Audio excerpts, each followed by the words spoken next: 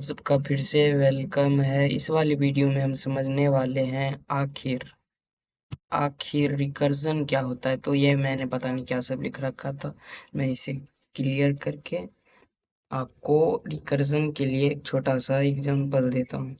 जैसे कि जैसे कि हम जानते हैं, अगर मैं 1 का फैक्टोरियल लिखूं तो ये होता है 1, ये 1 ही होता है। 2 का फैक्टोरियल हो जाएगा अपने को 2 इंटू 1। ऐसे ही 3 का फैक्टोरियल हो जाएगा अपने को 3 इंटू 2 इंटू 1। मैं इसे कॉपी कर लेता हूँ ताकि थोड़ी आसानी हो। ये हो चुका कॉपी। अब जैसे कि अगर हम 4 का फैक्टोरियल निकालें तो 4 का फैक्टोरियल हो जाएगा ये 4 इंटू 3 इंटू 1। ऐसे ही 5 तक का हम एग्जाम्पल लेने वाले हैं। 5 का फैक्टोरियल हो जाएगा। अब इसको थोड़ा सा कॉपी कर लेता हूँ, कंट्रोल सी से कॉपी और कंट्रोल भी पेस्ट। तो ये है हमारी को रिकर्जन का मतलब formula.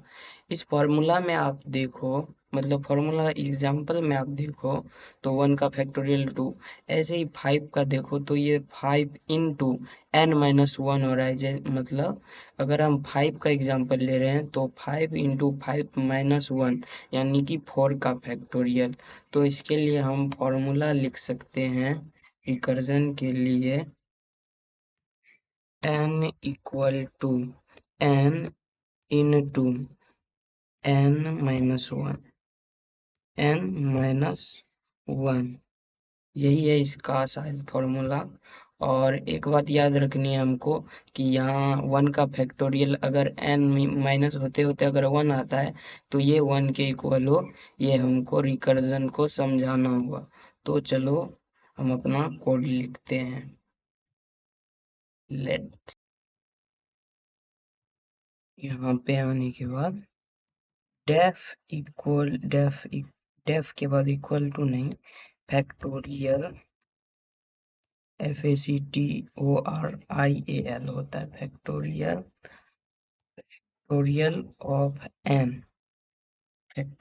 Of n such that ऐसा होना चाहिए कि इफ हमारा 1 इक्वल टू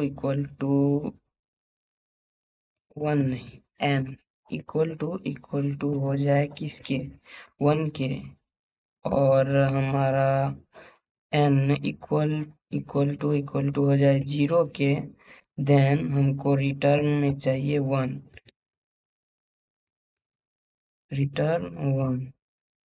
इसके बाद अगर ये कंडीशन नहीं होती है तो हमको रिटर्न में चाहिए रिटर्न n इंटू n-1 ये हमने अपना मतलब प्रॉब्लम के लिए लिख लिया है। अब इंट इनपुट से मैं इसको लिख लेता हूँ ताकि आसानी हो। n equal to int input enter the number. यहाँ हम बेसिकली अपना नंबर एंटर करने वाले हैं और यहाँ पे फैक्टोरियल प्रिंट नहीं करना, हमको फैक्टोरियल चाहिए।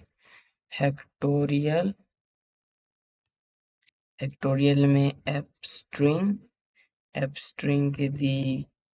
स्ट्रिंग के बाद दी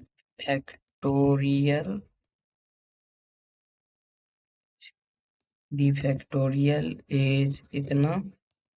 यहाँ पे हमको अब बताएगा कि आखिर हमारा फैक्टोरियल कितना है। फैक्टोरियल आई थिंक यहाँ पे प्रिंट होना चाहिए, मैंने गलती लिख दिया। अब सही लग रहा। रन करके देखते हैं हम अपने प्रोग्राम को, ट्रस्ट मोड पे जाते हुए।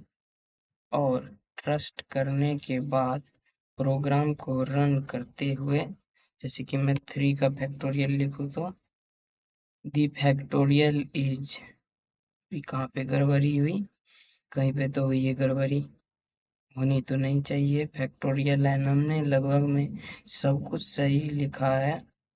1 मिनट चेक कर लूँ मैं। ओह यस ब्रो, यहाँ पे मुझे फैक्टोरियल भी लिखना चाहिए था, मैंने नहीं लिखा। कोई नहीं, छोटी सी प्रॉब्लम है, हो गई सॉल्व। फैक्टोरियल और यहाँ पे एन, हमारा सारा कुछ अब सही है। रन करके देखते हैं। 3 का फैक्टोरियल 6, जो कि सही है। दी फैक्टोरियल इज 6। वैसे ही अगर मैं फिर से एक बार रन करूं, मुझे 6 का फैक्टोरियल चाहिए, तो देखो दी फैक्टोरियल इज 720। उम्मीद करता हूँ आपको समझ आ रहा होगा। मैं एक बार और फिर से 7 का करके दिखाता हूँ। दी फैक्टोरियल इज इतना। अगली वाली वीडियो में मैं फिर से रिकर्जन पे ही इसका पार्ट 2 लाऊंगा, जिसमें मैं और एक प्रॉब्लम आपको सॉल्व करके बताऊंगा। तब तक के लिए इतना ही, बाय।